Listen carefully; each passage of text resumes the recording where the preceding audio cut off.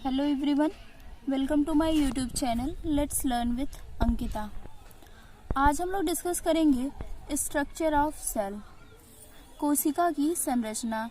Last class में हम लोग डिस्कस किए थे सेल के डिफिनीशन को, जिसमें हम लोग बताए थे कि सेल जो होता है वो किसी भी लिविंग बॉडी का स्ट्रक्चरल फंक्शनल यूनिट होता है।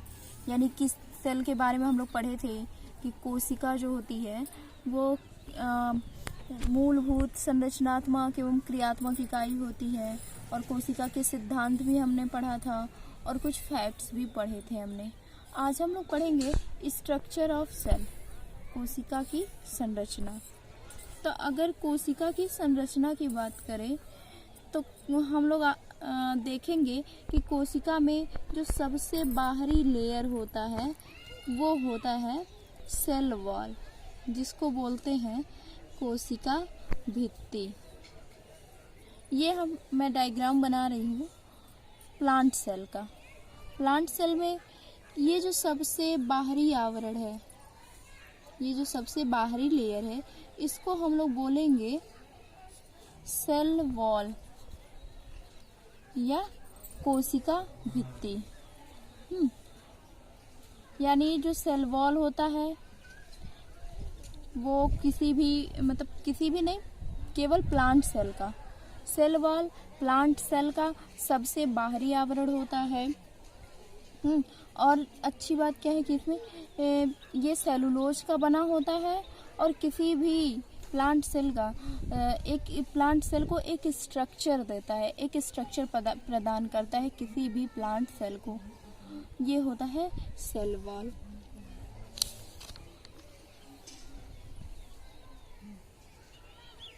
नेक्स्ट जो लेयर है जिसको बोलेंगे हम लोग ये प्लाज्मा मेम्ब्रेन। ये बहुत ही पतली मेम्ब्रेन होती है, जिसको हिंदी में बहुत ही पतली झिल्ली बोलते हैं। बहुत ही पतली मेम्ब्रेन होती है जिसको बोलते हैं प्लाज्मा मेम्ब्रेन। प्लाज्मा मेम्ब्रेन या फिर कोशिका झिल्ली। नेक्स्ट जो सबसे इम्पोर्टेंट है, अच्छा एक और चीज़, प्लांट सेल में सबसे बाहरी लेयर सेल वॉल होता है, और एनिमल सेल में सबसे बाहरी लेयर प्लाज्मा मेम्ब्रेन होता है। यानी एनिमल सेल में सेल वॉल नहीं पाया जाता है, प्लांट सेल में सेल वॉल पाया जाता है। ठीक। और प्लाज्मा मेम्ब्रेन के बारे में क्या देखेंगे कि इसकी जो मोटाई होती है वो 75 एंगस्ट्रॉम होती है। प्लाज्मा मेम्ब्रेन की मोटाई 75 एंगस्ट्रॉम होती है, और ये लिपिड, कार्बोहाइड्रेट और प्रोटीन से मिलकर बनी होती है। यानी सेल वॉल बना होता है सेलुलोज से, और प्लाज्मा मेम्ब्रेन बना होता है लिपिड, कार्बोहाइड्रेट और प्रोटीन से। ठीक। सेल वॉल किसी प्लांट सेल का बाहरी लेयर होता है, और किसी एनिमल सेल का बाहरी लेयर प्लाज्मा मेम्ब्रेन होता है। ठीक। अब नेक्स्ट जो सबसे इम्पोर्टेंट स्ट्रक्चर है प्लांट सेल में वो है केंद्रक। वो होता है केंद्रक। किसी भी सेल, प्लांट सेल हो या एनिमल सेल हो, उसमें जो केंद्रक होता है इसको न्यूक्लियस बोलेंगे। न्यूक्लियस जो होता है वो सबसे इम्पोर्टेंट पार्ट होता है। न्यूक्लियस इम्पोर्टेंट इसलिए होता है क्योंकि इसी के अंदर कोशिका में क्रोमोसोम्स पाए जाते हैं, गुणसूत्र पाए जाते हैं। गुणसूत्र पाए जाएंगे जो कि लक्षणों का निर्धारण करेंगे। इसी के विभाजन के द्वारा कोशिका का विभाजन होता है। जब भी कोशिका का विभाजन होगा तो पहले केंद्रक का विभाजन होता है, इसी में क्रोमोसोम्स पाए जाते हैं। तो यानी कोशिका के विभाजन के लिए, कोशिका की संख्या बढ़ाने के लिए सबसे ज़्यादा इम्पोर्टेंट किसका होता है? केंद्रक का ही होता है।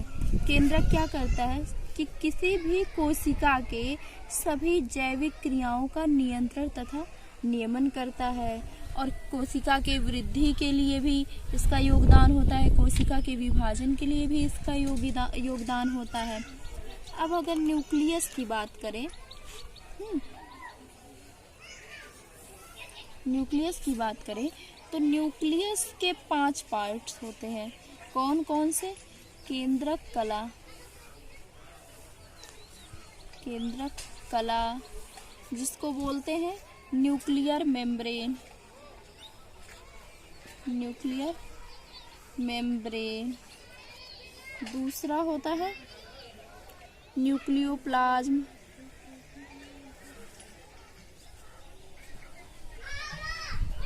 तीसरा होता है न्यूक्लियोलस, न्यूक्लियोलस, और चौथा होता है क्रोमैटिन, क्रोमैटिन फाइबर।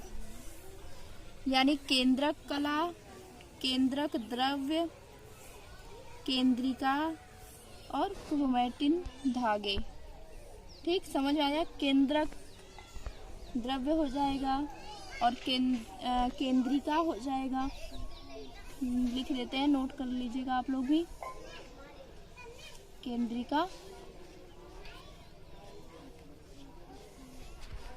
केंद्रक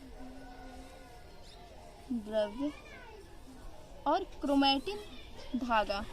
ठीक, ये न्यूक्लियस के, ये जो न्यूक्लियस है इसके ये 4 पार्ट्स होते हैं, इसके ये 4 पार्ट्स होते हैं। अब ये जो सबसे बाहरी आवरण है, सबसे बाहरी लेयर है, ये होता है केंद्रक कला। केंद्रक कला यानी न्यूक्लियर मेम्ब्रेन, न्यूक्लियस का जो मेम्ब्रेन है वही होता है न्यूक्लियर मेम्ब्रेन। दूसरा क्या? न्यूक्लियोप्लाज्म यानी केंद्रक द्रव्य। अब इस न्यूक्लियस के अंदर जो छोटे छोटे द्रव्य होते हैं, यही होते हैं केंद्रक द्रव्य। और इसमें एक पॉइंट, मेन पॉइंट होता है, एक केंद्रिका। यही पॉइंट नियंत्रित करता है संपूर्ण कोशिका को, ये केंद्रिका होता है। और इसमें जो गुणसूत्र होते हैं जिनके द्वारा लक्षणों का निर्धारण होता है, नियमन होता है, उसको बोलते हैं क्रोमैटिन फाइबर। ठीक, समझ में आया? कोशिका का कार्य समझ में आया कि केंद्रक कोशिका की सभी जैविक क्रियाओं का नियंत्रण तथा नियमन करते हैं। जीवधारियों के शरीर में वृद्धि के लिए केंद्रक का कोशिका विभाजन उत्तरदायी होता है। ठीक, समझ में आया? नेक्स्ट हम लोग देखते हैं कोशिका के अंदर और क्या क्या होता है। कोशिका के अंदर और इम्पोर्टेंट होता है, हम लोग प्लांट सेल पढ़ रहे हैं तो इसमें क्लोरोप्लास्ट रहेगा। क्लोरोप्लास्ट मतलब हरित लवक, क्लोरोप्लास्ट रहेंगे, बहुत सारी संख्या में क्लोरोप्लास्ट रहेंगे। इन्हीं के द्वारा प्रकाश संश्लेषण की क्रिया संपन्न होगी।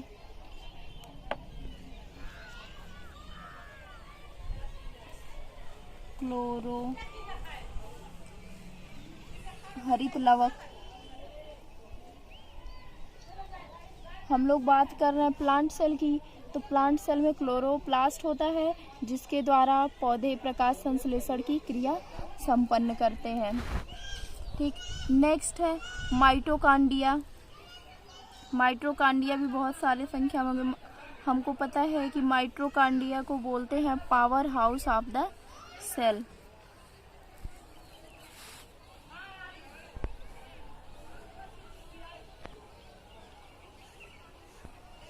अगर हम एनिमल सेल की बात करें या प्लांट सेल की बात करें, माइटोकांड्रिया सबसे इम्पोर्टेंट कोशिकांग होता है।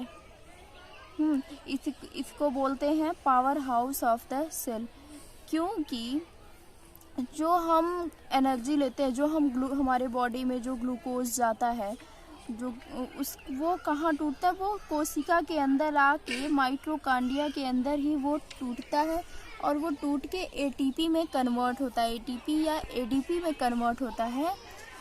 कहाँ कन्वर्ट होता है? माइटोकांड्रिया में कन्वर्ट होता है। समझ में आ रहा है? जो हम ग्लूकोज लेते हैं वो हमारी बॉडी के अंदर आता है, बॉडी के अंदर से एक एक कोशिका के अंदर जाता है, और कोशिका के अंदर माइटोकांड्रिया होता है। उसी माइटोकांड्रिया में वो ग्लूकोज एटीपी या एडीपी के रूप में परिवर्तित हो जाता है, और उसी एटीपी या एडीपी से हमें एनर्जी प्राप्त होती है। इसीलिए माइटोकांड्रिया को powerhouse of the cell बोला जाता है। समझ में आया? माइटोकांड्रिया को powerhouse of the cell क्यों बोला जाता है?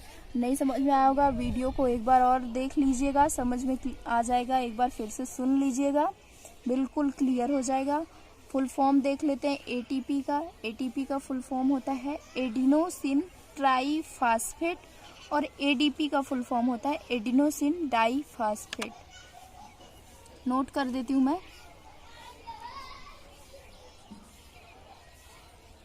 यहाँ नोट कर देती हूँ।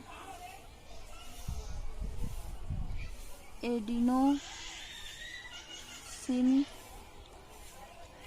ट्राईफास्फेट और एडिनोसिन डाईफास्फेट।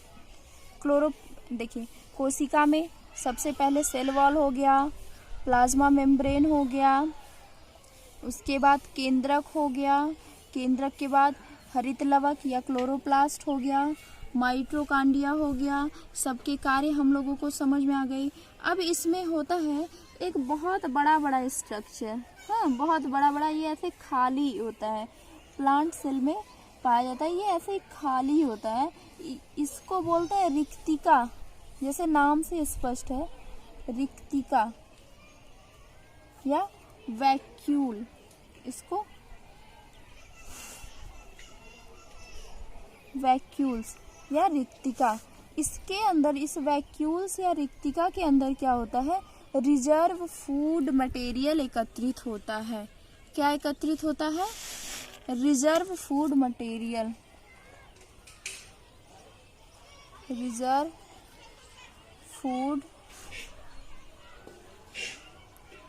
मटेरियल, यानी जो रिजर्व फूड मटेरियल होते हैं वो इसी रिक्तिका के अंदर एकत्रित हो जाते हैं। यानी प्रकाश संश्लेषण के द्वारा पौधे जो भोजन बनाए रहते हैं वो इसी वैक्यूल में एकत्रित होते हैं।